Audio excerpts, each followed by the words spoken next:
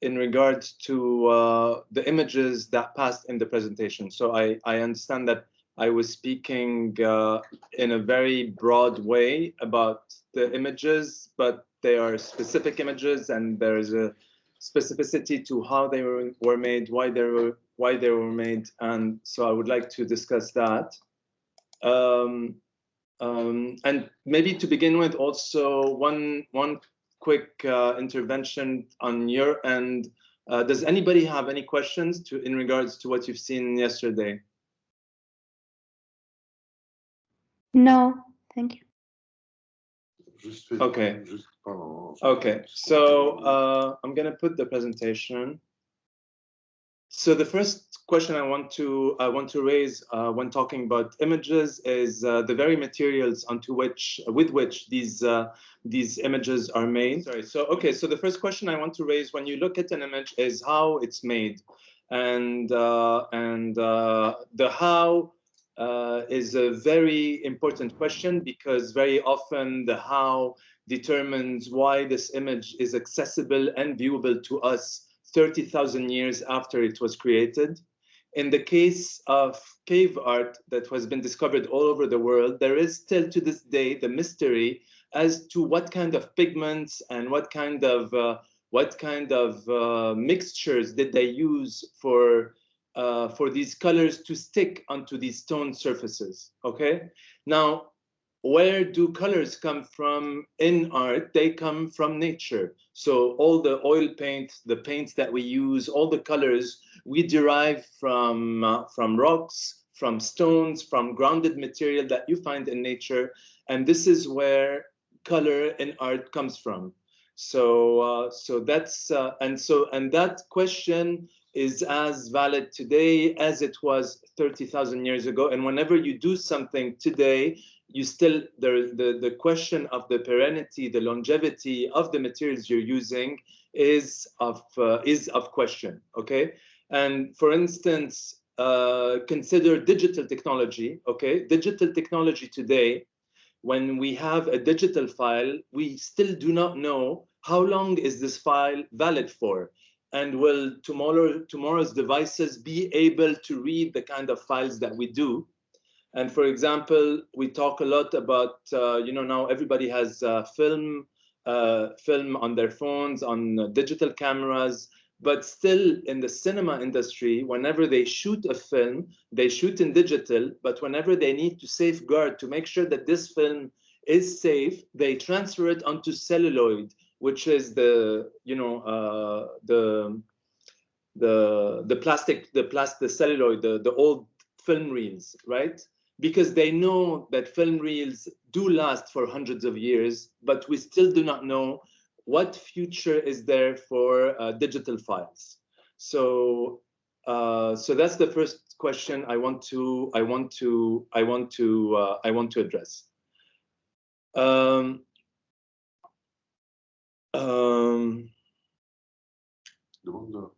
Is there any question in regards to the first point I've talked about now?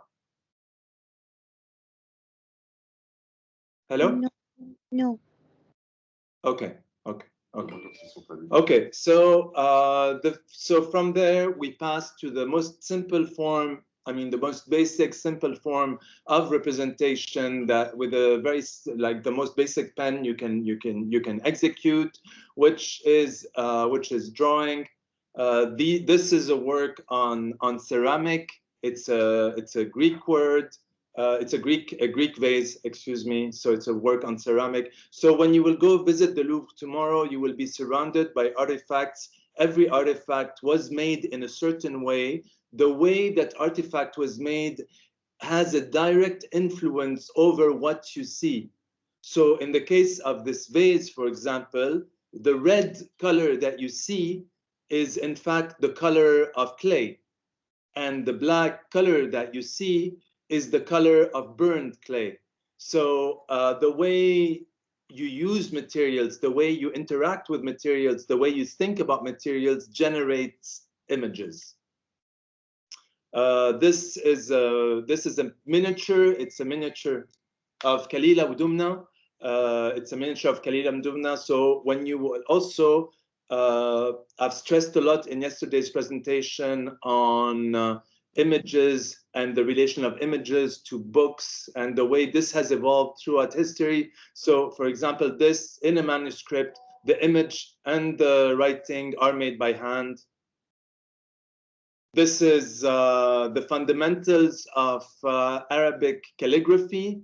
So in calligraphy, there are rules. So this was the slide I was talking about drawing. This is the vase. This vase is like they're using the materiality of clay itself to generate colors from it. This is the miniature I was talking about. This is a miniature of Kalila Udumna. So everything is drawn and written by hand. So when you talk about writing here, this is a slide in which I'm showing you the fundamentals of Arabic calligraphy. So when you are using calligraphy, the little dots that come in between the letters, they are here to determine how much space you have to allow for these letters to be harmonious. So everything has rules. Everything is based on grids and yeah. Okay, and here this is a very interesting image because it's calligraphy. So these are written words, but they're written words that also form an image at the same time, and you find these kind of poetic uses of language in every single civilization, and that's very interesting for us.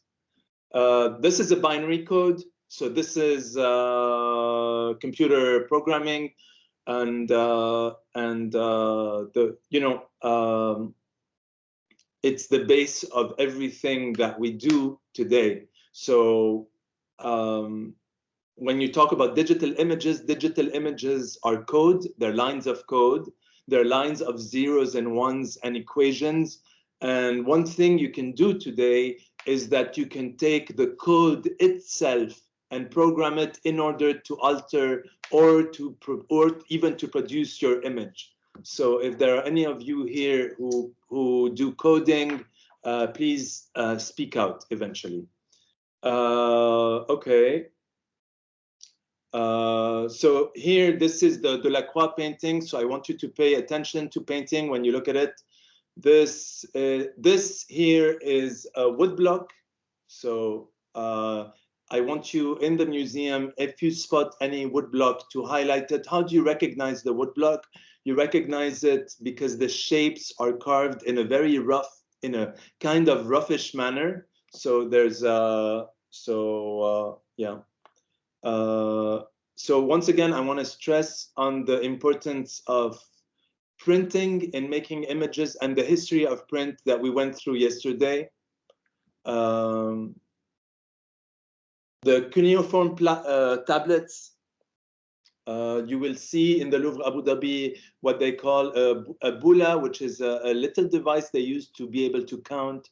So everything, I mean, the computers came into existence because we eventually needed to invent calculators because of all the advanced calculations we needed to make.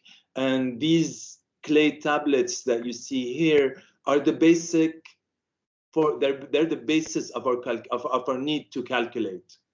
And so one thing is that you cannot separate the humanities, you cannot separate the art, you cannot separate art from science. They are embedded in each other. So as we've seen yesterday, most of you are come from engineering backgrounds, or from accounting, or a few of you in the visual arts. But these, the way I wanted to show in these works, these are embedded into each other. So this is the flood tablet, the Gilgamesh flood tablet I talked about yesterday. In the Louvre Abu Dhabi, the artist Jenny Holzer produced a large installation under the big dome that you can see, and you can think about that. So okay. Well, I'm going to talk about this a bit. Architecture and drawing, everything that is built around us has been, at one stage or another, has been drawn. everything that we have in the world, everything, literally, there is not a single thing that we produce that at some point or another did not go through a process of drawing. And so here again, I want to stress on the importance of drawing as a method, as a skill to be able to visualize ideas, to formalize ideas, and to think. Okay, so we go to the hieroglyphs. You will see hieroglyphs in the museum. Think of this language. Think of the complexity of a language that you are not able to read, but that we were able to decipher 100 years ago. And think how a language, once its written form is not practiced anymore, it can die. Okay?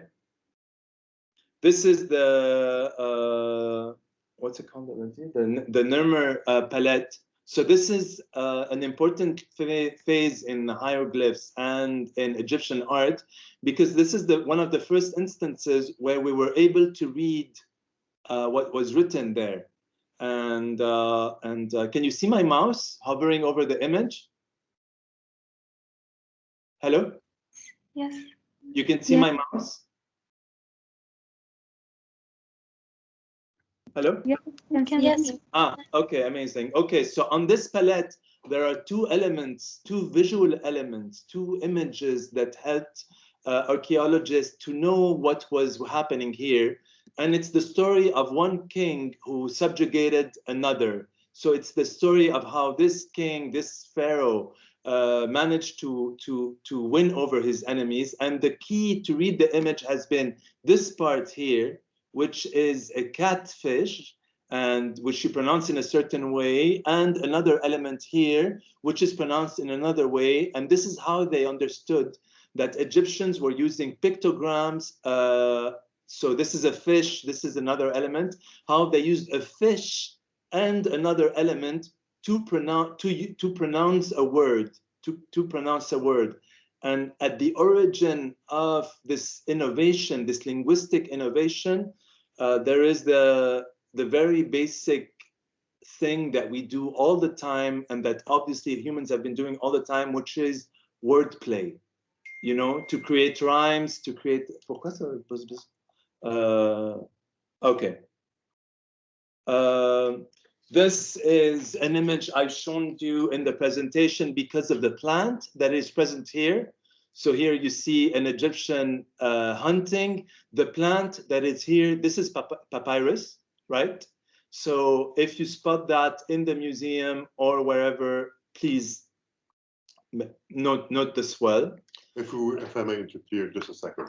So remember when Alfred was talking about materials in order to produce art, one of the materials that the Egyptians created was the famous, how do you pronounce it? Papyrus? Papyrus. Papyrus. So these papyruses came from a plant that you can see in this image here. Okay, so here they are.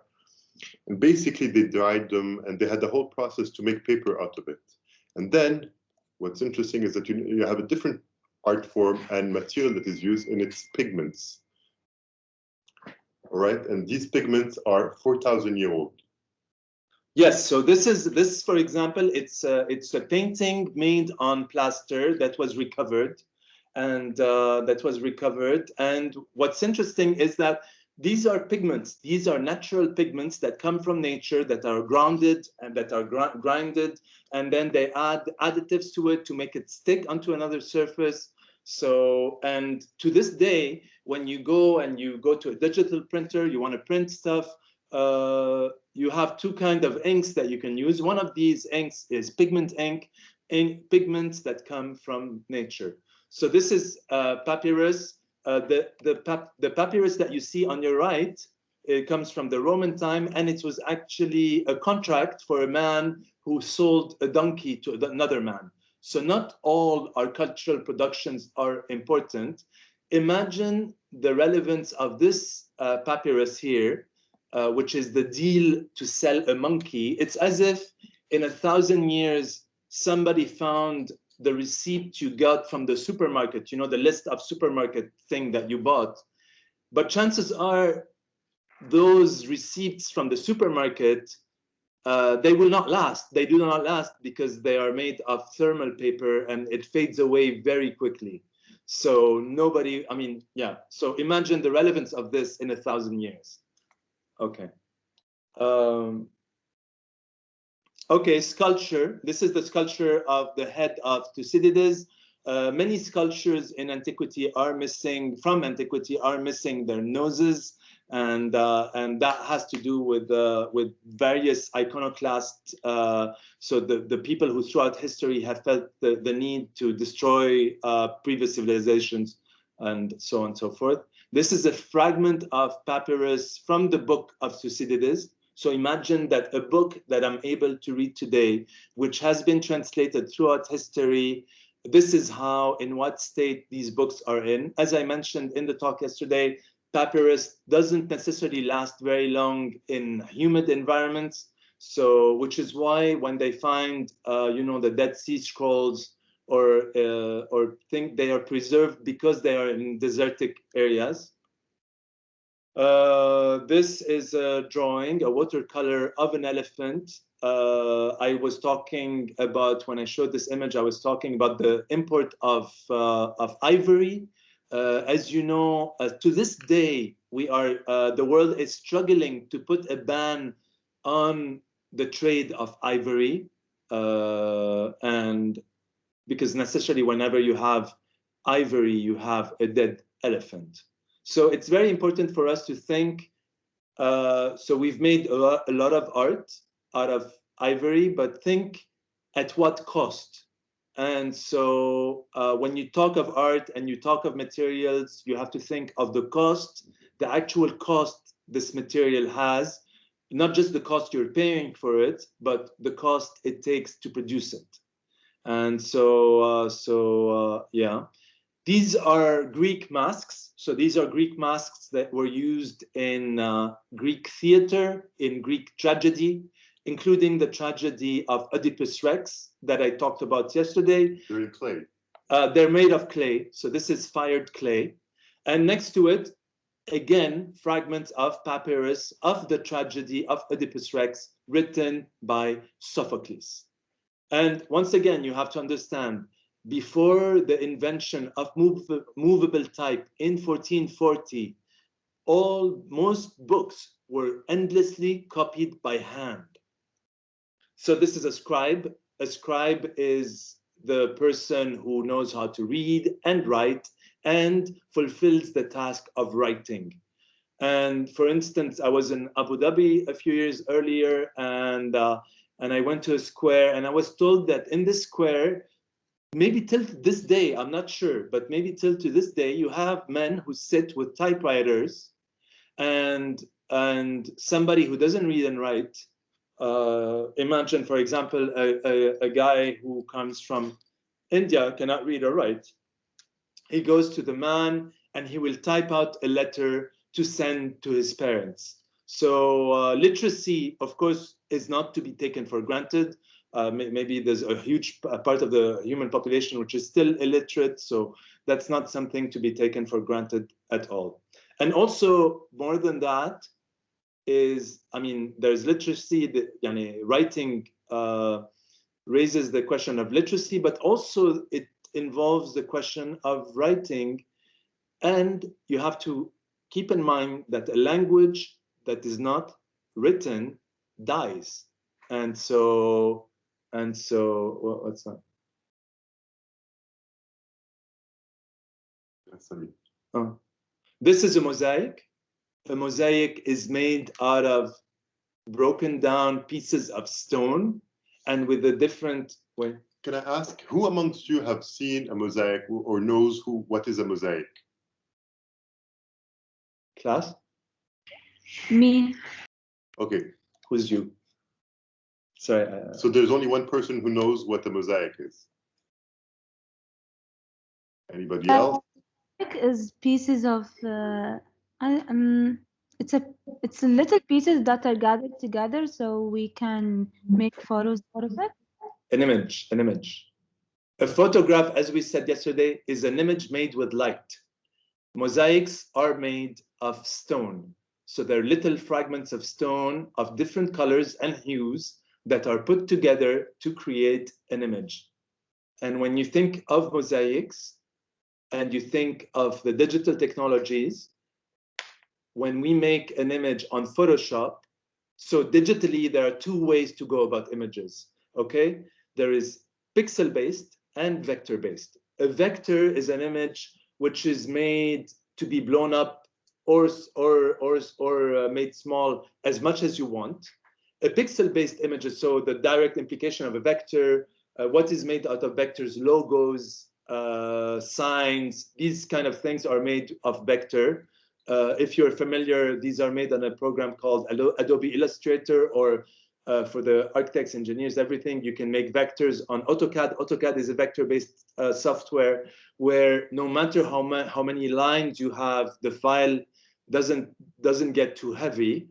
And then you have programs such as Adobe Photoshop, which are pixel-based, and all digital photography is made, imagery is made of pixels. Now, what's interesting also about this image is that it's made out of stones. That's for one. Now, usually it's supposed to be a 2D image. What's interesting about that one is that you actually have shadows.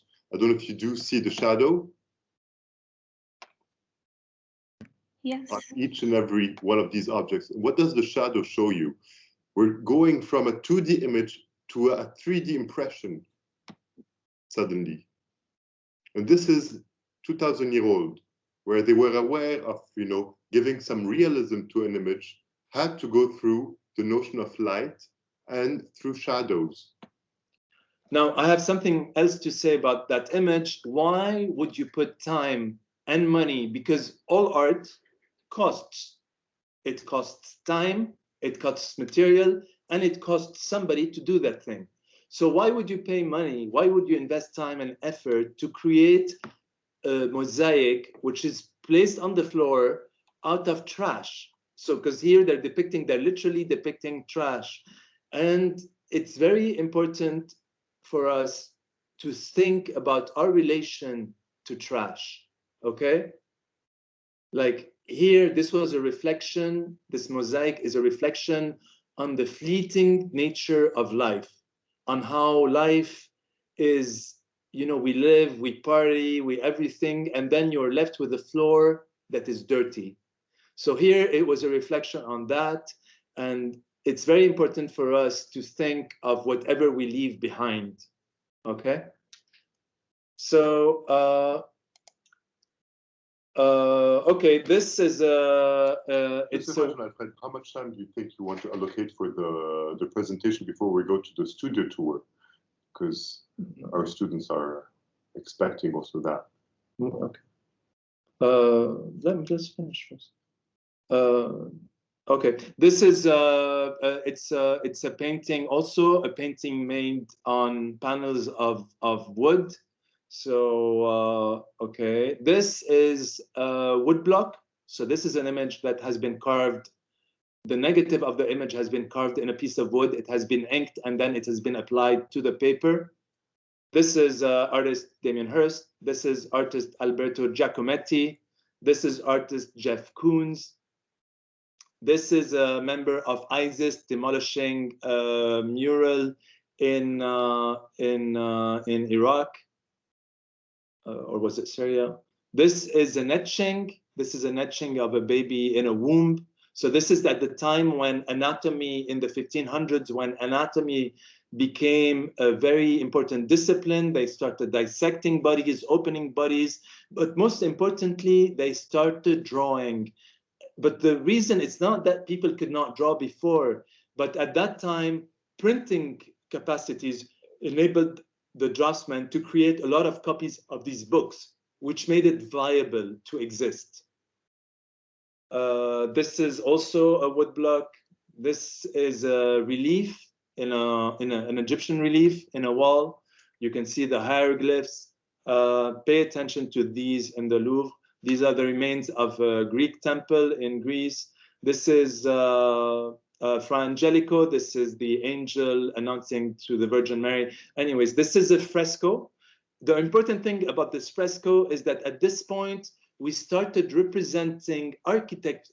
We're not only representing the angel and the virgin, we're also representing the room in which this is happening, okay? And this is, you're creating a space.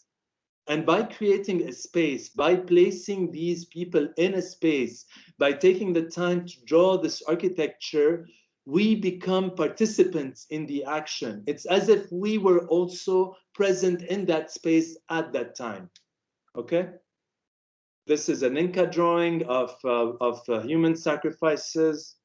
This is an incredible etching. This etching is made of a single line. It's just one line which spirals out, and depending on the thicknesses of the line, you get the illusion of a face. Imagine how incredible. This image took the draftsman who made it, I forgot his name now, I have it. The draftsman who made it, it took him 7 years to create this image because it's a single line that spirals out, okay? This is another painting. Those are coins. So if you think of money, the money that we use today, we put important politicians on it, important historical figures. This has been made, such images have been thought that way since the dawn of time. So this is, I think it was, this is Marcus Aurelius. Also, you can read his book, The Meditations, which is a very influential book. This is another mosaic. You can see mosaics are these, they're beautiful pixels of stone that create an image.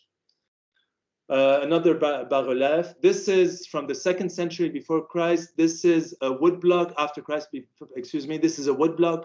So all of these lines have been drawn in wood to be printed.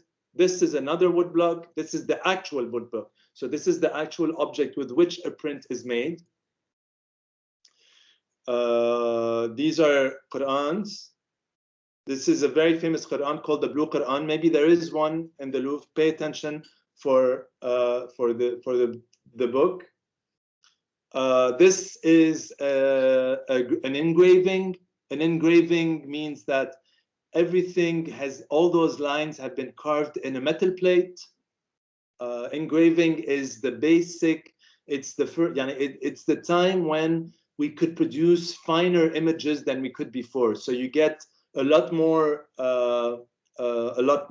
details than in wood blocks. And in this engraving, you can see the innovation that Grotius made in that engraving is that he started engraving using curved lines. So the curved lines he used that mesh into each other, that kind of movement, these curved lines create a more 3D aspect to the engraving. And imagine here, Grotius, what he's doing, he's showing us his infirmity. He's showing us a hand that he had damaged on a fire as a child, losing a finger. But because he lost that finger, he was able to use the burin to engrave in the metal plate with a quality that nobody else had. So he's showing us how his infirmity becomes the mark of his master of printing. So think about that. This is the first Bible, the Gutenberg Bible. The insane thing about the Gutenberg Bible is that it was printed to be made as if it had been written by hand. So that's the trickery that enters into play. So yeah, this is a wood block. So on the left, you have the block of wood, which is carved. Imagine how much time and effort you needed to carve all those little details in a piece of wood to be able to print from the negative a positive, okay? This is a wood block of Chinese letters. On the right, you have the piece of wood that has been carved for the letters to remain. On the left, you have the letters that have been printed. This is another wood block. So it's insane when you think about it, that throughout the world, humans have found that same solution to produce images, to carve in pieces of wood. So this is a printing atelier working in the 1500s. You can see the printing press on the right, which was a kind of press, and you would put the piece of wood, the paper, and press it together to get an impression. This is a press. Here they are printing images. In the middle, you see a guy who is putting a piece of metal. There's a crucifixion on it, a piece of metal in a bath of acid. They used acid to carve into the metal, and then they would put it under a press to print the image. Those are Chinese letters, the ancestors of Gutenberg. But as I said yesterday, the Chinese have over thousands of characters. So if they wanted to do a movable type press, they needed thousands of characters to be able to make that work, while the Latin alphabet or the Arabic alphabet only have 22 letters, making the task much simpler. So this is the Ming banknote I talked about. So this is in the 1400s, and this banknote was found inside the sculpture. So it's like a Chinese guy had a piggy bank, and he put the money to keep it into the head. Of course, the money a few years later lost all of its value and was later recovered by us, buried inside that head. This is Alhambra. It's a fantastic Islamic construction in Cordoba, in Granada, in Spain. If you ever get to visit it, it's worth the visit. This is a Gutenberg printing press. Here you can see the individual letters placed into the shelf. So here they have A, B, C, D, every letter alone. And whenever they would come to form a sentence, they would put the letters together, forming sentences, forming haida. This is a map of the sky. So pay attention to all the instruments of astronomy. Some of you are aerospace engineers, if I paid attention yesterday. So think how old is our relation to the stars, how old humans have been devising ways of looking into the heavens, looking into the cosmos, and understanding the universe. Anatomy. So on the left here, you have an anatomy drawing from the Islamic world. At the right, you have hundreds of years later, so an anatomy drawing made, I forgot the name of the artist. But anyways, these two drawings depict the same thing. So just to show you that one can be very creative in depicting things. But in both things, the same thing is there. It's the art of observation. So the most important skill that comes into play in images, please take your time to look and think about images. Those are ceramic tiles put together to form an image. This is an etching of Christopher Columbus. This is Christopher Columbus on a banknote. Now, interestingly, take your dirham banknote from your pocket. Your dirham banknote has been made as an etching. So etching was perfected because we needed to produce intricate images that could not be copied, money. And this is where the etchings come from. They come from the needs for this intricacy,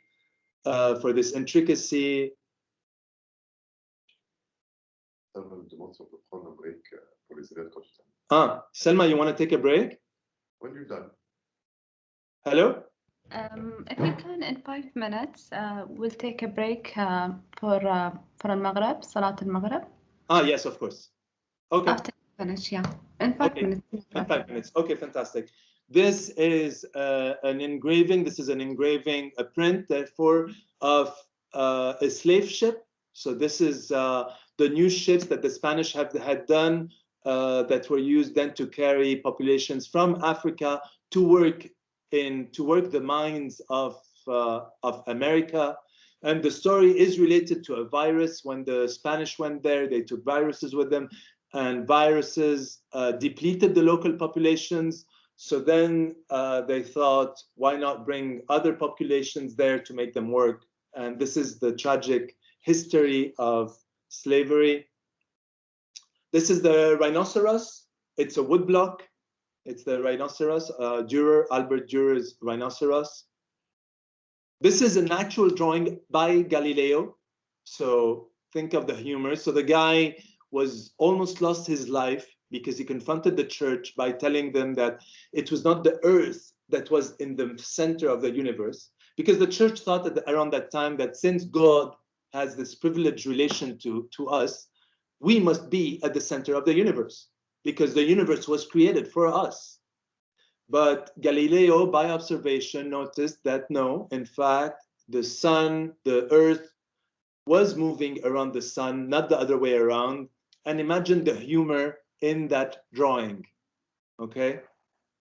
These are sketches from his notebooks. So these are actual drawings done by Galileo. So then again, imagine if you were a scientist or an engineer or a doctor, you needed drawing enabled to translate what you saw into knowledge, okay?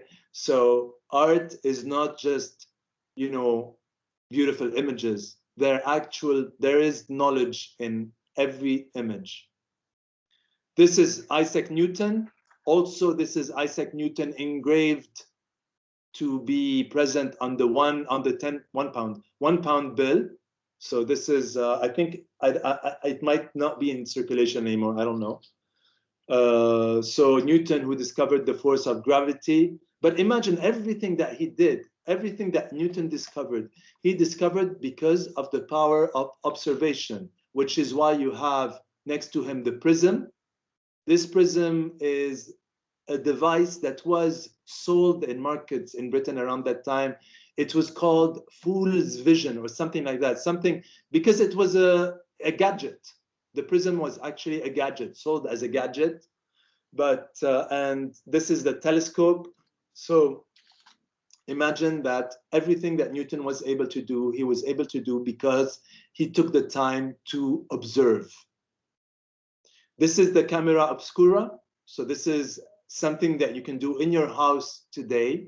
You can darken one of your rooms, make sure there is no light. I mean, just go on YouTube and write how to create a camera obscura, and you can produce that trick that nature plays on us.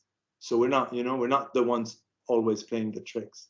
So take your time to think about the camera obscura. It's really something.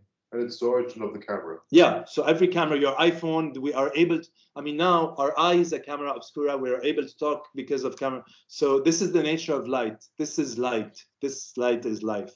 This is a rainbow, think about rainbows. This is a drawing by Leonardo. So Leonardo da Vinci, you guys have a couple of works in the Louvre by Leonardo da Vinci.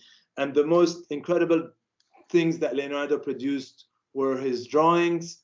And in his drawings, you understand that Leonardo was much more than an artist. Leonardo was also an engineer. Leonardo was also a visionary. And all this engineering and visions were able to translate.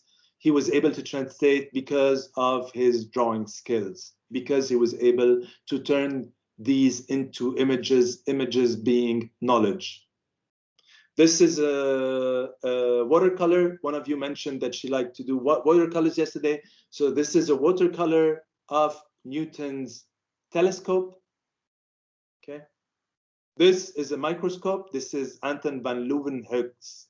Robert Hooke's. This is Robert Hooke's microscope.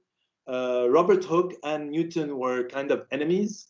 And it's very interesting to see that while Newton was looking at the cosmos, Robert Hooke was looking while Newton was looking at the infinitely large, Robert Hooke was looking at the infinitely small. And it's always completely insane to think how the infinitely large and the infinitely small are they look so much alike, Okay, does anybody know what this thing is? It's an insect? No. I don't know. Are fleas insects? It's a type of micro insect. Okay. Okay. So this is a flea. Okay. You know what is a flea? How tiny it is. Yeah. And yeah. Anyways, so this is a drawing made by Robert Hooke, who observed that tiny. So a flea, you're talking of something which is less than a millimeter. Less than a millimeter, and he observed it with his microscope, and he made that drawing of it. Imagine how, I mean, for me, it's still exciting to this day, but imagine how exciting it must have been in the 1500s, when such drawings, such images started being produced, you know? It's as if you could not see, but now you can see. And what I want us today, what I want from you guys, especially since you guys come from scientific backgrounds, and is that we should not take this for granted. You know, we should, so if we make images today, let us use the tools that are around us. Let us use, you know, if you have access to a microscope, use it. If you have access to satellite imagery, use it, you know. So making art isn't just about using some paint and taking a canvas, you know. It's a tool for you to understand life. Okay, so that's Anton van Leeuwenhoek. That's how tiny his microscope was. And imagine back then they were still on candlelight. So imagine the dedication. And this is a funny drawing. And it's here to show you, it's a man's head being put into a furnace. And then there are all these visions, dreams, ideas that are coming up from his brain. It's to show the power of imagination. The steamboat, so the first force, one of the first force that man domesticated definitely is fire. So in fire, which is, as we said yesterday, the ancestor of the foundation of civilization. Let's talk about technique in that one. What's interesting about that technique? What is it? So this is a wood block that was then colored. So yeah. So it needed to be printed. Every color is printed separately. So every color overlaps the other. This is Benjamin Franklin. We talked about the importance of Benjamin Franklin with his experiments about thunder and electricity. So I guess you see his face a lot, but you never know exactly why it's there. Power plugs. Those are architectural drawings by Louis-Étienne Boulet. And here again, I go back to the idea that everything that surrounds us at one point has been drawn.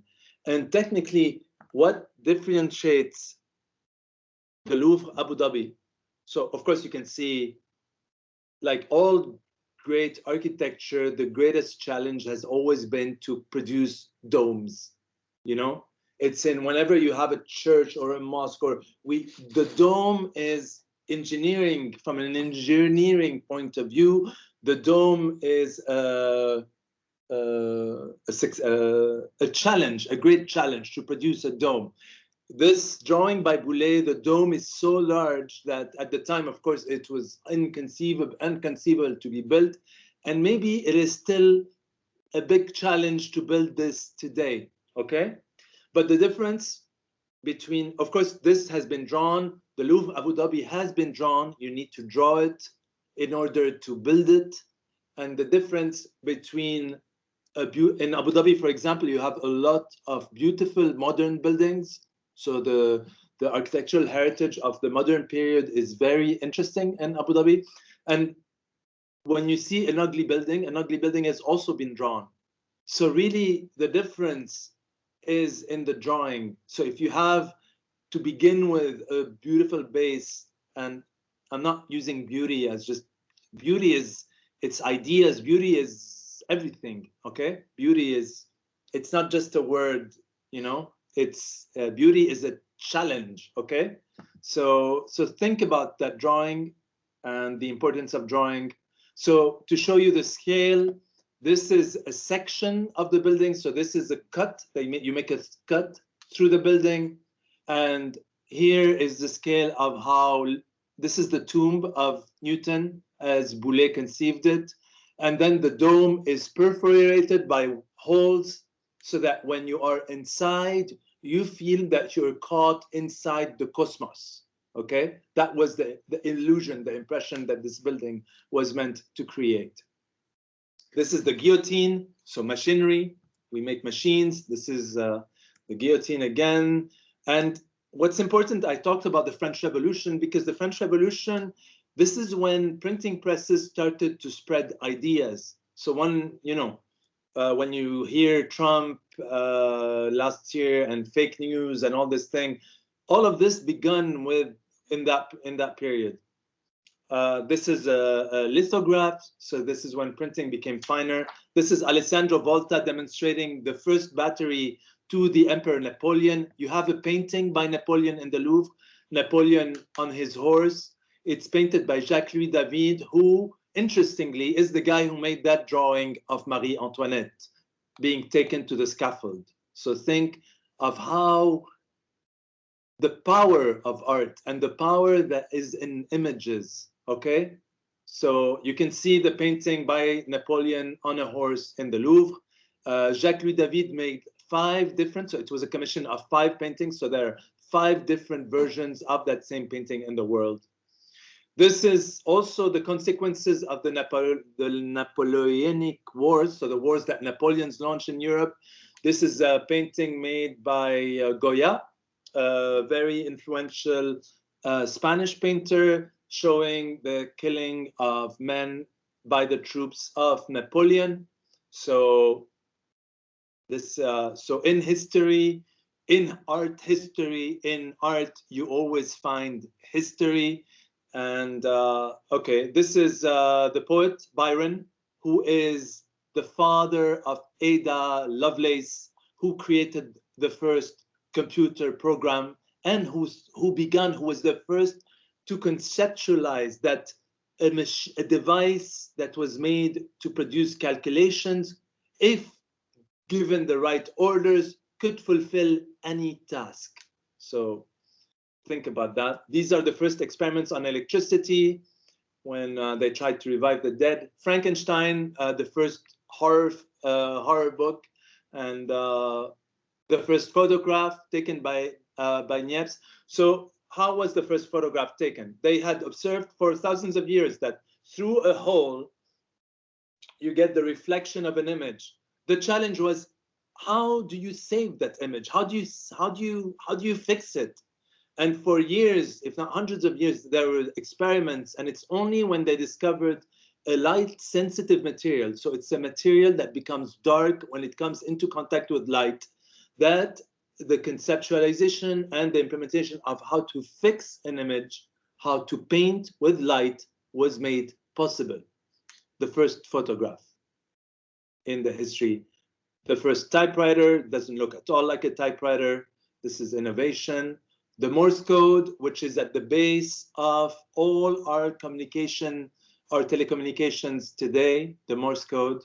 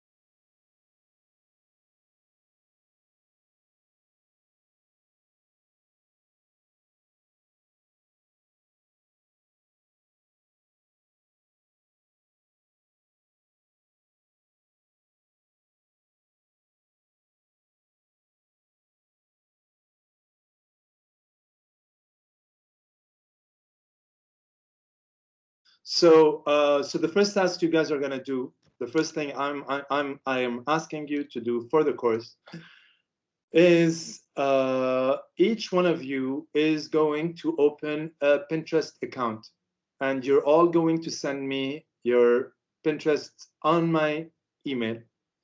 And on this Pinterest, you will start collecting images, okay? Each one of you on his Pinterest is going to start collecting images. From the internet, from your phone, from old family photo albums, whatever, okay? And for tomorrow, okay, you're gonna collect images in general, okay? So what I wanna say is that whatever your interest is, there is, so one of you was interested in Muhammad Al-Habsi is interested in Chinese tea culture. Well, you know, China is a continent and Chinese tea culture has been there for thousands of years. Trade routes to deal with tea, the whole history of tea is fascinating. So, Muhammad, if you have this interest, translate that interest into images. Find sources, find a history, research everything you can about it, so that you are able to transform that interest into something. Okay, Hamad Al-Habsi, are you there? Are you hearing me? Yes, yes, I can hear you well. Fantastic. So so tomorrow, each one of you, please, you have to have your Pinterest account. You have to have a minimum of 10 images on that account. If you have more, I'm okay, but a minimum of 10 images for each one of you on a Pinterest account. And keep in mind that your choices matter. Your choices are who you are. They are your story. It's you. It's an extension of you. So